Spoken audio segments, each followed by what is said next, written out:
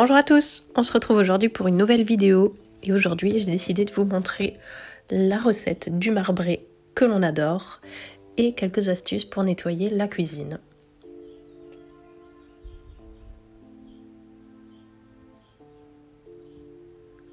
Donc ce jour-là, c'était grand nettoyage des meubles de la cuisine et j'ai testé une astuce qui marche vraiment super bien sur les meubles lisses comme les miens, c'est d'utiliser le nettoyeur à vitres. Donc tout simplement le petit nettoyeur Karcher que je pense beaucoup d'entre nous ont pour se simplifier la vie au nettoyage des vitres.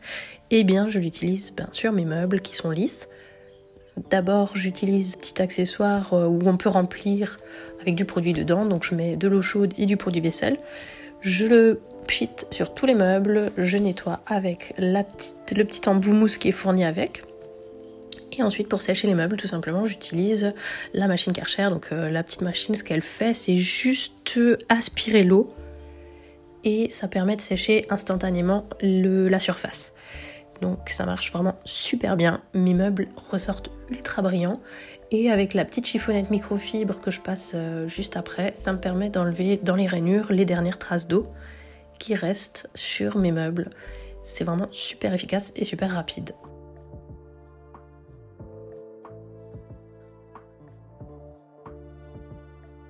Si comme moi vous avez des meubles lisses, je vous conseille vraiment de tester, ça change vraiment la vie.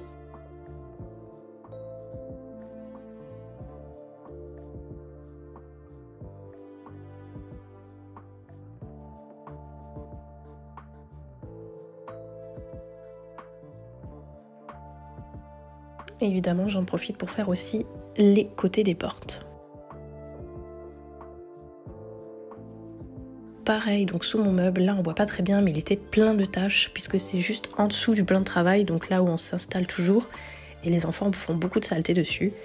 Et ben voilà, j'ai utilisé donc le petit embout avec la microfibre dessus, donc là je frotte pour enlever les taches. Et ensuite, une fois que j'ai bien frotté, je viens tout simplement passer la raclette avec le petit mode aspirateur pour enlever toute l'humidité et laisser mes meubles vraiment tout brillants et sans traces.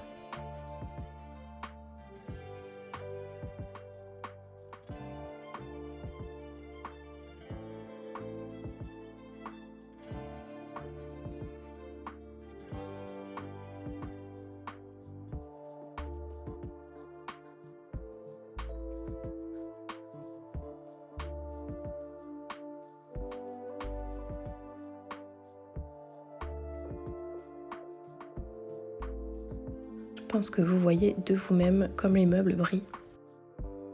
Pour la hotte, qui avait aussi pas mal de traces, j'ai essayé d'abord avec la raclette, mais ça n'a pas du tout fonctionné. Du coup, j'utilise mon fameux produit que j'adore, que j'utilise très souvent, c'est la pierre d'argent. Et elle est fournie avec une petite éponge, vous la trouvez, je vous ai déjà dit, dans toutes les grandes surfaces. Il me semble que ça se trouve très très facilement et au pire sur Amazon. Et je viens frotter, alors c'est un petit peu, comment dire, je pense abrasif, et c'est pour ça que ça enlève super bien les taches et la graisse. Et donc je viens le frotter sur toute ma hotte. Au début ça va un petit peu la blanchir.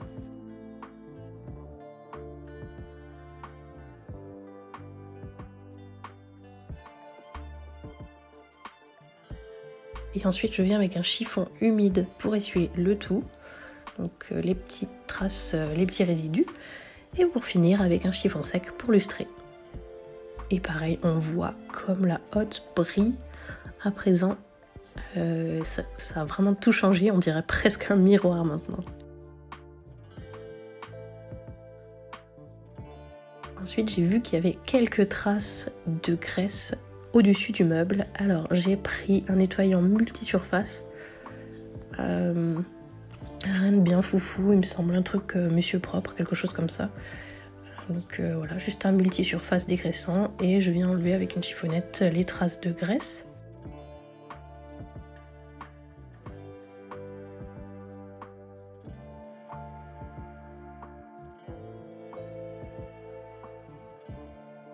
Je m'attaque aussi au mur qui était plein de projections.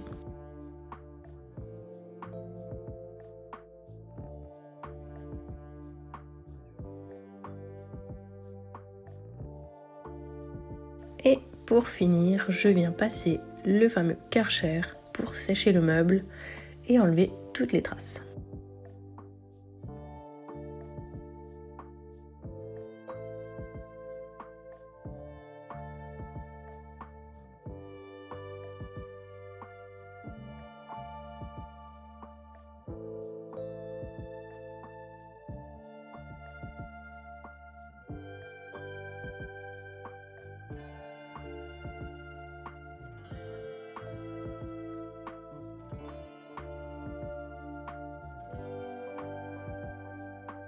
Toujours avec ma fameuse pierre d'argent, je viens nettoyer mon évier. Je fais ça très régulièrement puisque c'est un évier blanc qui absorbe beaucoup la saleté comme le marc de café ou les sauces qui pourraient stagner dans le bac. Et donc voilà, cette fameuse pierre d'argent me permet de lustrer complètement les chromes de mon évier et de reblanchir le bac.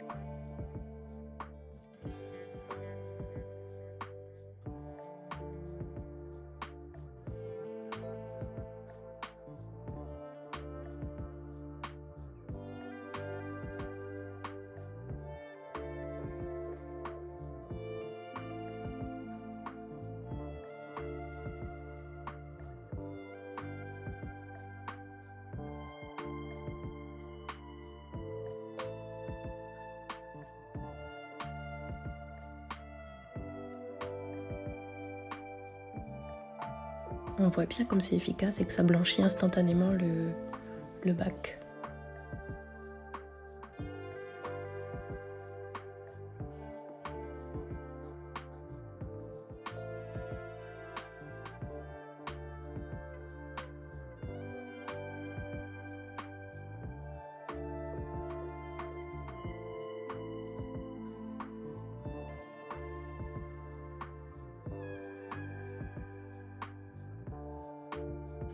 Donc évidemment il faut quand même frotter un petit peu, c'est pas magique, mais c'est vraiment efficace.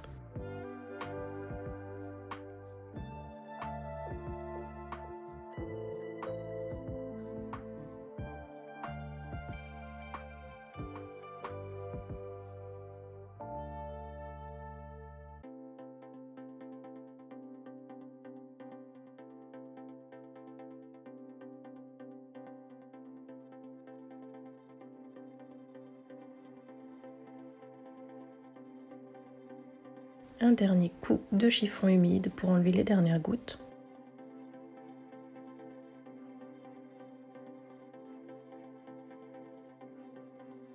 Et le chiffon sec pour tout sécher.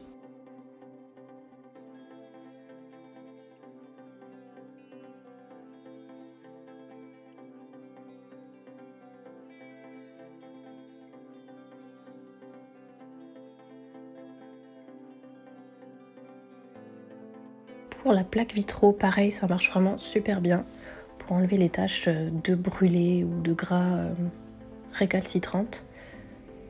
On va prendre un petit peu de produit et on vient frotter sur les taches.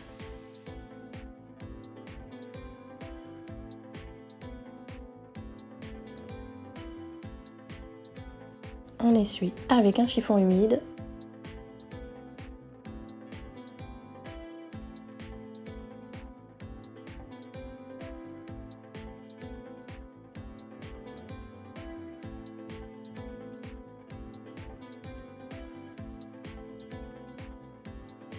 On passe maintenant à la réalisation du goûter et je vous propose de réaliser un délicieux marbré façon savane.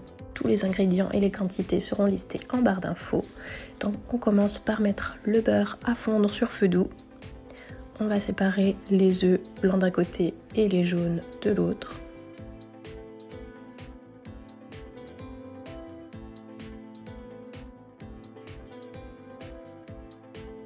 Les blancs d'œufs, on va les faire monter en neige bien ferme en montant progressivement la vitesse.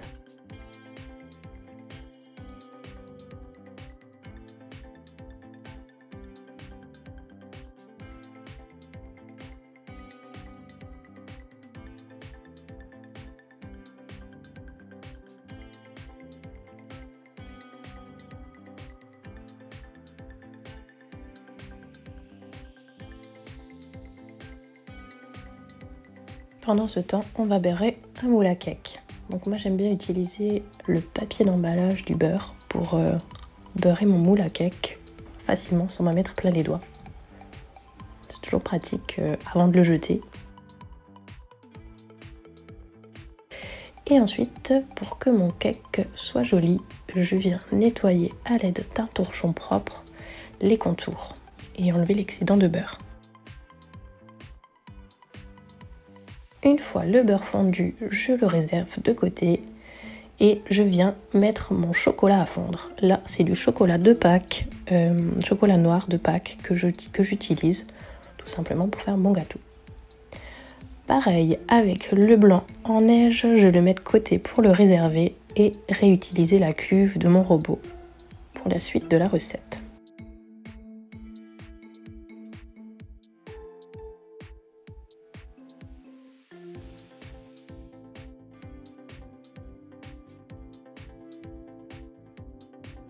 Je viens y mettre mes jaunes d'œufs et le sucre.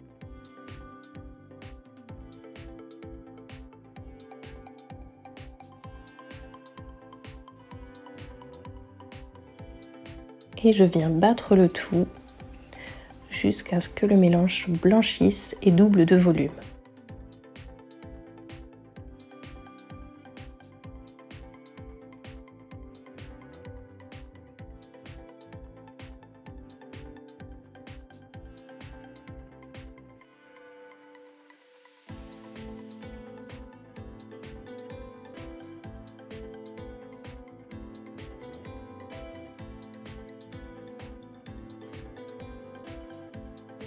Je viens ajouter le beurre fondu,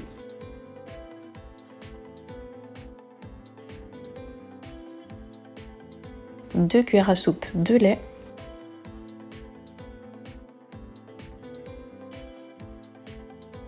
la farine et la levure.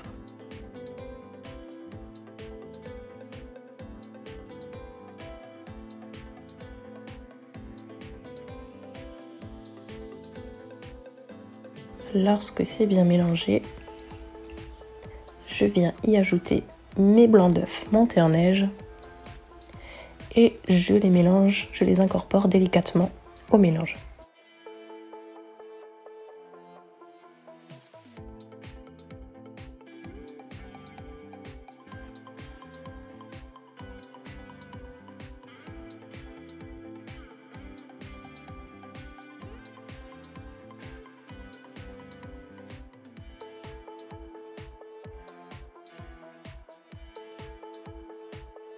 Je sépare ensuite ma pâte en deux.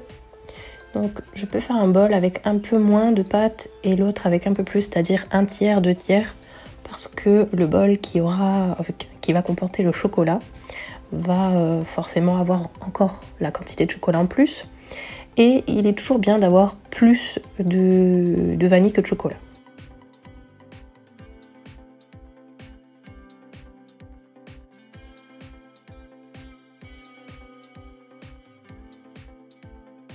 Dans mon bol de vanille, je rajoute un sachet de sucre vanillé que j'incorpore.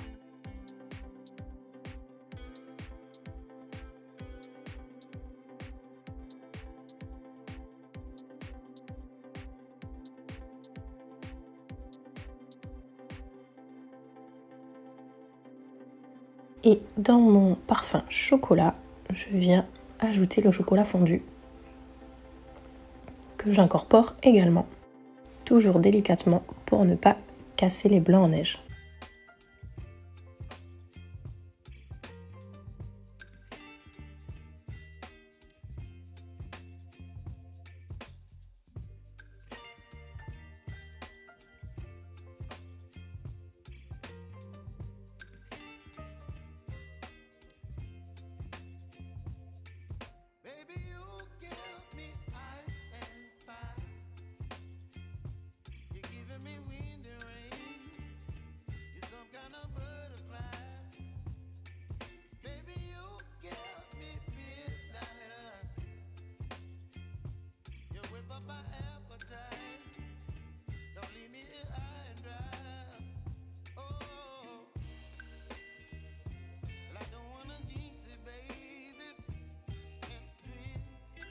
On verse à présent la préparation dans le gâteau. Je commence toujours par la vanille. Puis ensuite, je rajoute du chocolat. Il n'y a vraiment pas de règle pour mettre votre pâte à gâteau dans le moule.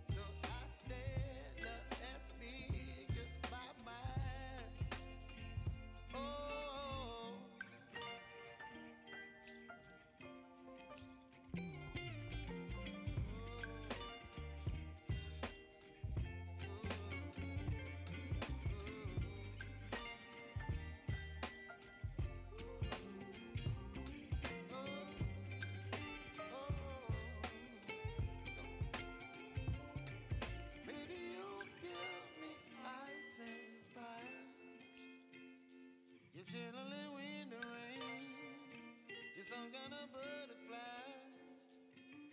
Baby, you give me midnight. You whip up my appetite. Don't leave me here high and dry. Baby, you give me ice and fire. Je viens maintenant avec un couteau remuer un petit peu la pâte pour qu'elle fasse de belles marbrures.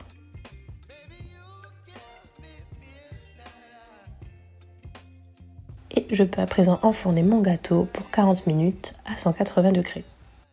Pour savoir si le gâteau est cuit, on trempe un couteau dedans. Si la lame ressort sèche, c'est-à-dire sans pâte collée dessus, c'est que le gâteau est bien cuit. Sinon, on repart pour le cuire encore 5 minutes. Et voilà un gâteau, un cake qui se démoule tout seul et qui fera l'affaire pour le goûter.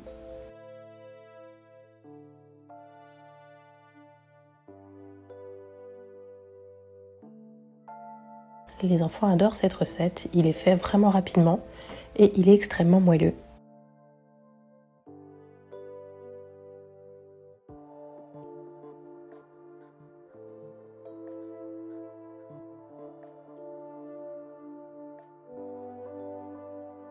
On voit bien qu'il a de belles marbrures.